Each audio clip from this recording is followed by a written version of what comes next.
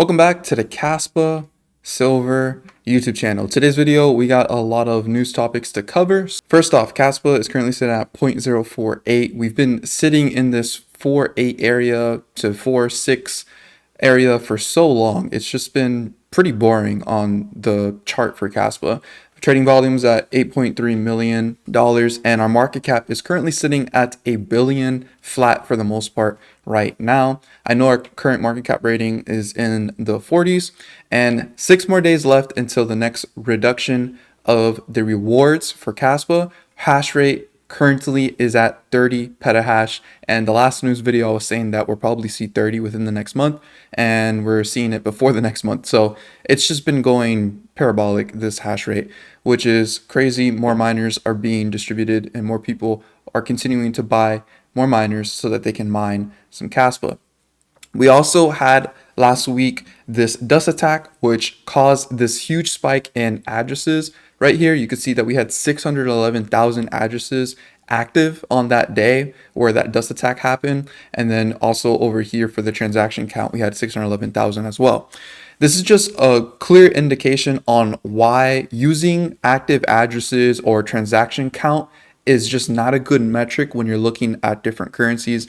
If you guys remember, I did that video with the SUI and Kaspa comparison, and I said a lot of metrics that he used just really didn't matter. And this is one of them. If a dust attack happens, you can inflate the amount of addresses that are active, but it really doesn't actually mean that those addresses are being used for something that is legit. They're literally being used for an attack. So this metric isn't valid. Anyone can just spam transactions. I could do that with my own wallet and just keep sending one cast to different addresses to try to increase the active addresses. Still doesn't really change anything for the actual adoption that is being seen on Kaspa. So just keep that in mind when you're looking at these kind of metrics. They really don't hold any water and they can be easily manipulated.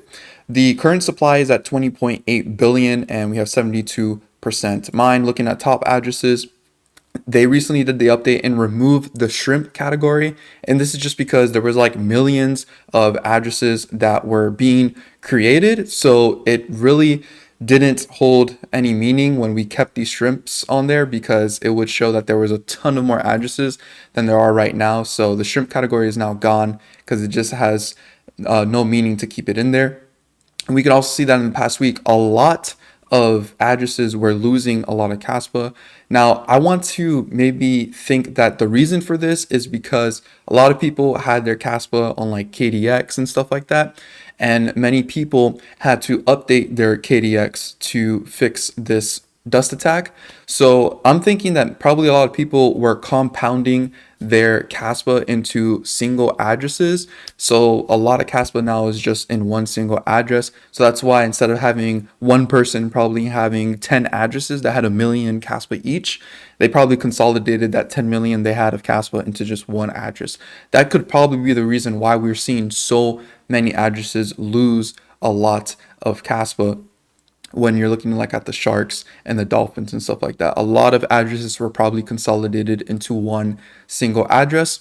Because remember, just because there's 228,000 addresses, that doesn't mean that's individual people on the network.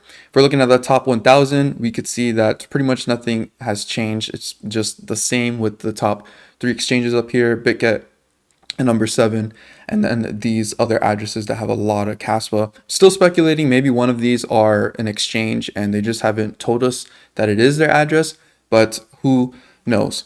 Moving on, we have a new exchange listing, which was btse.com. This was an exchange that's based out of in Europe, so it doesn't help for Americans at all, but another exchange is always good for Kaspa because it does bring in more adoption. Also, over the past week, Shai was able to speak at a Bitmain conference in Hong Kong. And if you want to go check out that video, you can check it out on the YouTube channel for Kaspa and see the full clip. It's about 14 minutes long. And you can see Shai talk about how Kaspa achieves decentralized ASIC friendliness. Next, we have a cool integration with Kaspa on Change Wallet, which says how to make a Cas payment via Twitter handle. And Change has this integration with Kaspa now that allows you to send Kaspa to other people using the Change Wallet or using the username of someone's Twitter account. So it is really interesting to see. I do know that the Kaspa that's on this is not the main network Kaspa. I think it's like a WCAS. So it's like a wrapped CAS version that is being sent across to other people. It's not actually the main network. I would really hope to see change do the main network of the base layer of Kaspa instead of using a wrapped version of it. Also, this happened. The ambassador program continues in Chicago with our Kaspa U and College Hub rep Nicholas Harness. Nick and crew are opening up doors to Web3 crypto students to tap into Kaspa development ecosystem and accelerate their ability to learn about the latest in Rust and BlockDAG technology. And this ambassador program is actually very, very good. If you don't know why it exists, and it's because of the community market fund that was started all the way back over here when Kaspa was less than 0.0002 almost, it looks like. So the community marketing fund is being used to fund these ambassadors in different areas or whatnot. And right now we're doing a fund refresh proposal for fall 2023. And this is just showing all the points of when they started the marketing fund, when they launched the first official Kaspa community marketing fund. And then since they launched it, you could see that this has actually helped the adoption of Kaspa. And after 6 months of this marketing fund, Kaspa has gone through this huge growth period. And this fund is used to fund these ambassadors in Chicago and Nigeria, which we are going to probably see a lot more of, just different people in different countries that are doing presentations about Kaspa. So it's really important that these get funded so that we can keep funding other people to bring adoption for Kaspa. Currently, there's a new funding proposal. 240,000 Kaspa is needed. We're currently sitting at 91,000 Kaspa that has been funded. You can go ahead and check the Discord to see more information on the vote that we did for this proposal, and then also see the address that you can send some Kaspa to so that you can support this funding proposal. This was really cool to see, but after the dust attack was happening, Kaspa hash rate did crash for a little bit because a lot of nodes got shut down because there was just a lot of the dust attack was just creating a lot of storage for these nodes. So they all shut down for a little bit, and within like an hour or two, you could see that Kaspa shot right back up and even made a new all-time high. And we said in the beginning of this video, it's currently sitting at like 31 petahash. So Kaspa hash rate is not stopping anytime soon. And that dust attack, they tried to stop Kaspa, but it just didn't work at all. This is another interesting thing, more just integration and adoption. Daniel Keller plans to integrate Kaspa with Flux. He has already talked to the Kaspa team, and it sounds like they'll be at the next Cypherpunk in 2024. So just some more adoption coming along. Flux is a very, very low market cap the last I checked for cryptocurrency, but it's an interesting project for sure, and they want to integrate with Kaspa, which just shows that other cryptocurrencies definitely are going to want to consider integrating with Kaspa because they see the potential that Kaspa has for the future. This was huge news. The Kaspium mobile wallet is finally live. You can now download it on the App Store or the Play Store. So if you guys have Android, iPhone, you can go ahead and check the stores, look up Kaspium, and you can now download the official version. It's no longer in the beta version. There's a lot of features on this.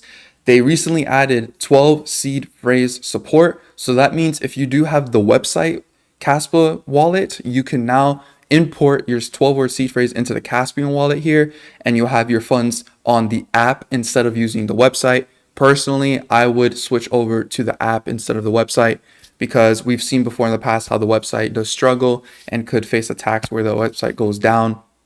And then app would be a little bit better in staying active at all times when those kind of things happen to the website. So a lot of people are going to ask the question, is Kaspium safe and secure? Currently, there hasn't been an audit done on the code, but there is a person in the Kaspa Discord who looks at code and is able to confirm that there is no types of backdoors or anything. But this is the same exact app that has been in development for the past months. The same person finally launched it out, and the code is open source. Anyone can check it out. So is it safe? It's pretty much as safe as you keep your seed phrase. Your seed phrase should be kept offline. Please, please never take a picture of it. Store it in the cloud or anything like that. Write that down on a piece of paper and keep it in a safe place. And I always would recommend people getting a cold storage instead of using these hot wallets. A cold storage will definitely be the most secure place to hold your cryptocurrency. Last but not least, Tangem and Kaspa. Now, they had let me know that this website was supposed to go live on October 2nd. I'm currently recording this on the 30th of September. But this website was supposed to go live on October 2nd. Someone has found the website for the Kaspa and Tangem partnership. So I would just wait till October 2nd, just when they make the announcement to fully go on this and purchase this. I'm not going to put the link to this in the description, but we do need 350 orders so that these cards can be put into production. Currently, there's 344 that are needed. And when this does go live, my code Kaspa Silver in all caps will give you guys 10% off when you do purchase these wallets. And if you don't already know, Tangem has gone through a whole entire makeover, and they currently have now added optional seed phrase support. They've changed the design of the default card now. It is a really clean design. And that optional seed phrase support is something that a lot of people were wanting. They added dark mode. They also added 24/7 access to price updating and just a lot more features to the app. So if you guys are interested in looking into that, look out for October 2nd, where the announcement comes out, where these cards are finally going to be released and you will be allowed to purchase them. So I hope you guys enjoyed these news updates, and I thank you guys for watching. Please leave a like, subscribe to the channel, and as always, don't be average, be different.